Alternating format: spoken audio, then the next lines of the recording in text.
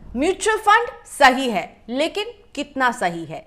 इस एड को हम सब ने देखा है, लेकिन अब एक्चुअली में एज एन इन्वेस्टर आप समझ पाएंगे कि ये जो पर्टिकुलर म्यूचुअल फंड है वो कितना, किस लेवल तक सही है। कैसे, मैं आपको आगे बताने वाली हूं। इंश्योरेंस पर चढ़ रहा है कुछ नया रंग, और ये फायदे की बात है उनके लिए जो इंश्योरेंस खरीदना चाहते हैं। साथ ही में लोन मॉरेटोरियम, अगर आपने वो 6 महीने का मॉरेटोरियम ब्रेक नहीं लिया था, ईएमआई मॉरेटोरियम आप देते रहे थे, तो आपके लिए फायदे की खबर हो सकती है। लेकिन ओवरऑल मॉरेटोरियम में जो इंटरेस्ट ऑन इंटरेस्ट पर छूट मिलने वाली है, इसमें नुकसान किसका ज्यादा है? और तैयार हो जाइए, बिग शॉपिंग डेज आ रहे हैं आपके सामने। तो ये हैं 4 खबरें जो मुझे लगता है आपको जाननी चाहिए। मैं हूं प्रियंका संभव, मैं लाती हूं काम की बात, और मैं कोशिश कर रही हूं कि इतने सारी खबरें हमारे आसपास चलती रहती हैं, राजनीति की खबरें, बॉलीवुड की खबरें, इन सब के बीच में वो खबर जिसका असर आपकी ज़िंदगी पर पड़ता है उसे लेकर आऊं। तो इन 4 खबरों पर फोकस करते हैं, जिसमें है आपके लिए काम की बात। सबसे पहले, म्यूचुअल फंड कितने सही हैं। मैंने आपको कहा ना, अब आप ये पता कर पाएंगे, और ये इसलिए आप पता कर पाएंगे क्योंकि मार्केट रेगुलेटर जो है एक प्रोडक्ट लेबलिंग के तहत रिस्कोमीटर में एक एडिशनल रिस्क मीटर ऐड कर रहा है। यानी रिस्कोमीटर होता है कि आप जिससे पता करते हैं कि एक म्यूचुअल फंड जो है उसमें कितना रिस्क अटैच्ड है आपके प्रिंसिपल को, लो, हाई, मॉडरेटली लो, मॉडरेटली हाई। अब इसमें जो नया पैरामीटर ऐड हुआ है वो है एक्सट्रीमली हाई रिस्क, और इस पैरामीटर के साथ साथ क्लियरली डिफाइन करना होगा इक्विटी और डेट का जब म्यूचुअल फंड होगा तो उसमें रिस्क पैरामीटर्स दिए हैं, जैसे कि वॉलेटिलिटी, इंटरेस्ट रेट, ड्यूरेशन, साथ ही में क्रेडिट रिस्क। इन सब को एनालाइज करके उसका रिस्क मीटर तय होगा। अभी तक मोटा मोटी जो था होता था कि ड्यूरेशन के आधार पर इसे डिवाइड किया जाता था, लेकिन अब क्लियरली पैमाने दिए गए हैं।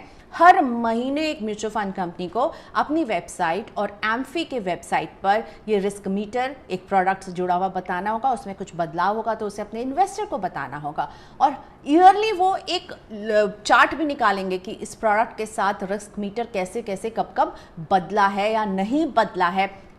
1 जनवरी 2021 से इसे म्यूचुअल फंड कंपनियों को लागू करना है। मुझे लगता है ये अच्छा कदम है। अभी हमने देखा म्यूचुअल फंड में जितना हाहाकार मचा था, तो कम से कम एक कंज्यूमर, एक इन्वेस्टर जब खरीदेगा म्यूचुअल फंड तो उसे पता होगा कि वो अपना पैसा जहां डाल रहा है वहां पे कितना रिस्क अटैच है, और अगर उस रिस्क में ऊपर नीचे कुछ होता है तो वो भी उसको आइडिया लगता रहेगा। So I think it's a very good step for consumers. आपको ज़्यादा क्लैरिटी मिलेगी, आप ज़्यादा क्लैरिटी से अपने प्रोडक्ट को समझेंगे, और उसकी चाल आप पूरे साल देखते भी रह सकते हैं।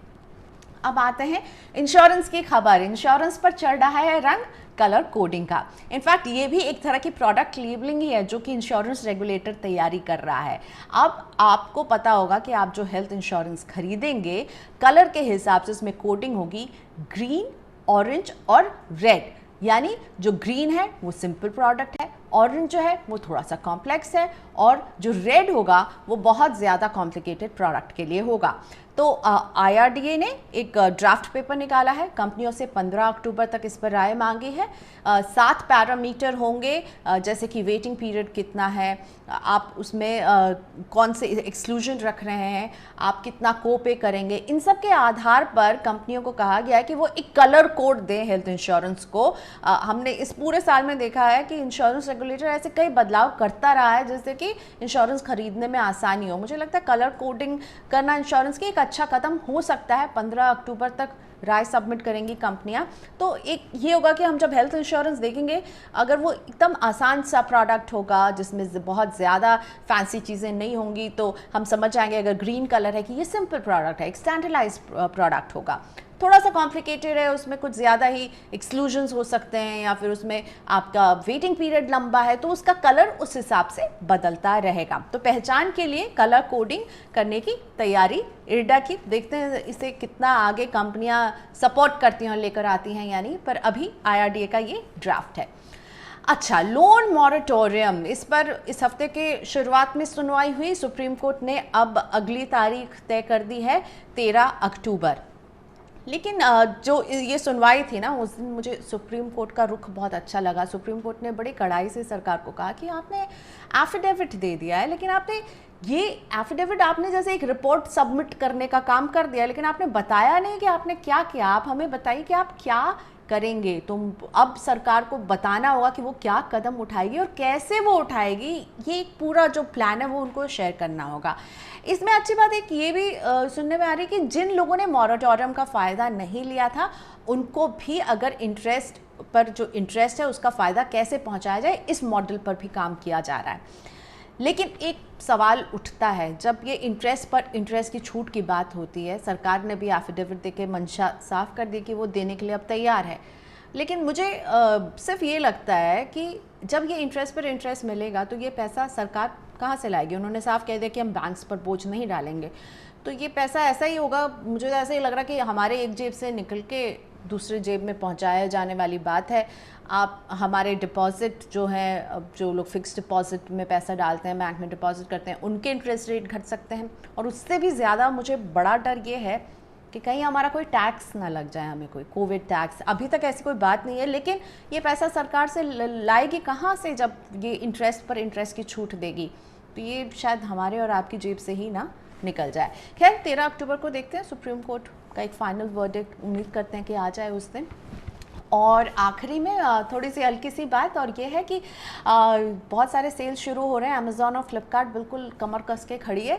अमेज़ॉन का सेल इस बार 1 महीने लंबा होने वाला है। जी हाँ, तो फ्लिपकार्ट अपने ओल्ड फॉर्मेट से ही स्टिक करे, यानी कि 6 दिन का सेल लेकर आएगी। लेकिन अमेज़ॉन इस बार जब 16 अक्टूबर से 16 नवंबर तक एक लंबा चौड़ा सेल लेकर आएगी, और ये जो सेल की जो शॉपिंग होती है, ये इन कंपनियों के लिए कमाई का एक बहुत बड़ा जरिया रहती है। और ख़ास तौर पर इस साल जब हमने देखा है कि लोगों ने ख़रीदारी कम की है, अपने परचेजेस को थोड़ा सा ज़्यादा सोचा है और शायद डिसीजन लिया कि नहीं लें, तो ऐसे में ये सेल का महीना जो है इनके लिए बहुत इंपॉर्टेंट हो जाएगा।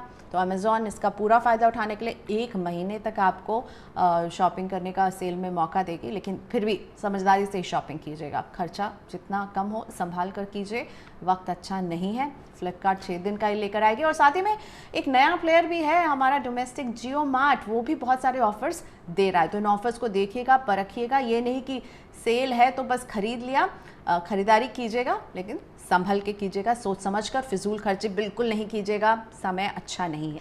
तो चलिए, तो ये सारी थी काम की बात। और अगर आपको ये काम की बात के वीडियोस अच्छे लगते हैं तो ज़रूर मुझे अपना एक फीडबैक दीजिएगा कि क्या इस काम की बात से आपको मदद मिल रही है, आपको कुछ ऐसी खबरें मिल रही हैं जो आपकी ज़िंदगी पर असर डालती हैं। और अच्छा लगे मेरा वीडियो तो मेरे इस YouTube चैनल को सब्सक्राइब भी कीजिएगा।